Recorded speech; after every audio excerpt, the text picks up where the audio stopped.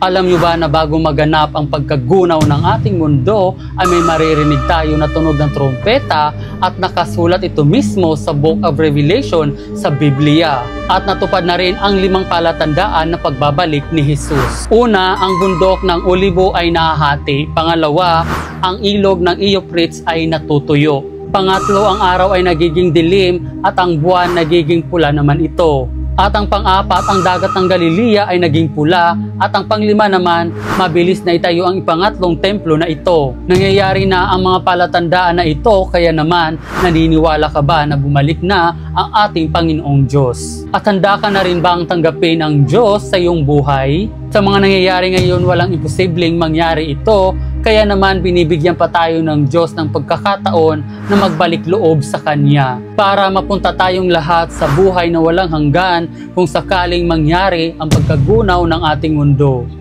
Alam nyo ba na ang mga hula ng isang mangga ay nagkakatotoo ang mga ito? Noong 1999 ay gumawa siya ng libro at ipinablish niya ito na may nakalagay na The Great Disaster mangyayari sa taong 2011, March. Pagkalipas ng ilang taon, nagkaroon nga ng 9.0 magnitude na lindol at nagdulot din ito ng malakas na tsunami na 40 meters high at aabot ito sa 10 palapag na gusali. Nangyari ito noong March 2011. Kaya naman nagulat ang mga tao dahil nagtugma ito doon sa libro na kanyang ginawa. At ang nasa likod nito ay si Ryo Tatsuki, ang manga Japanese. Ayon sa kanya, lahat ng isinusulat niya sa libro ay galing daw sa kanyang panaginip at vision. At yung kinatakutan ng lahat ay yung bago niyang prediksyon na magkakaroon daw ng massive crack sa ilalim ng dagat na bubuo ito ng malakas na tsunami at ang apektado nito ay ang Pilipinas at Japan. At mangyayari daw ito sa July 5, 2025. Buti na lang hindi ito nangyari. Grabe, sobrang nakakatakot ang ganitong klaseng babala. Posible raw mangyari this year ang the big one. Wag naman sana.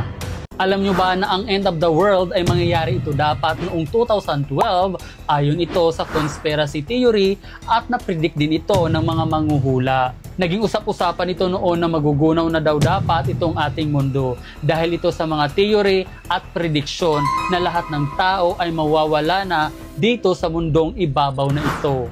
Kung maalala nyo pa ito sa panahong 2012 na mangyayari nga daw ang end of the world, paniwalang paniwala ako noon na mangyayari ito. Grabe yung takot ko noon dahil ayoko pang mamatay sa panahon na yon. Naalala ko pa nga, dasal ako ng dasal na wag lang mangyari ang end of the world, and thanks God, hindi nangyari ito. At ngayong 2025, ito naman ang pwede mangyari according to Alexa. Pakinggan niyo. On April 22, 2025 at 4:01 a.m., the Philippines will be hit by a 8.2 magnitude earthquake, causing the Taal, Mayon and Pinatubo volcanoes to erupt. Feeling ko yung sinasabi ni Alexa ay yung the big one. Sana wag mangyari ito.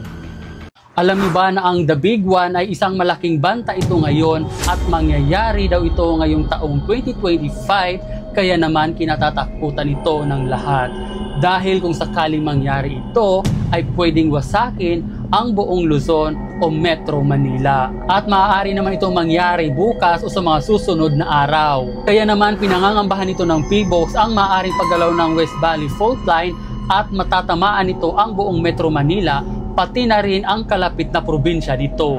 Dahil na rito sa sunod-sunod na paglindol sa Visayas at Mindanao. Ayon naman sa statistic, maaari daw itong kumitil sa maraming buhay ng tao kapag nangyari ang the big one dito sa Pilipinas. At napredict din ito ni Nostradamus ang the big one dito sa ating bansa, pati na rin si Roddy Baldwin. Nakita niya ito sa kanyang pangitain. Kaya huwag niyong ipagsawalang bahala ang 7.2 magnitude earthquake dahil sobrang lakas nito. Alam nyo ba na may kwento tungkol sa Sierra Madre at binansagan itong ina ng kalikasan? Ayon sa Philippine mythology, si Sierra Madre ay isang tao noon at kanyang inalay ang kanyang sarili para lamang maprotektahan ang dalawa niyang anak na si Tagalog at Iloco laban sa kaaway na Diyos ng mga hangin na si Habagat. Ayon naman sa kwento ng mga kapatid nating mga katutubong Ita ay mayroon din daw dito na ninirahan ng mga engkanto at ibang nilalang sa mga naglalakihang puno na ito. Kaya pag may napadaan na malakas na bagyo dito,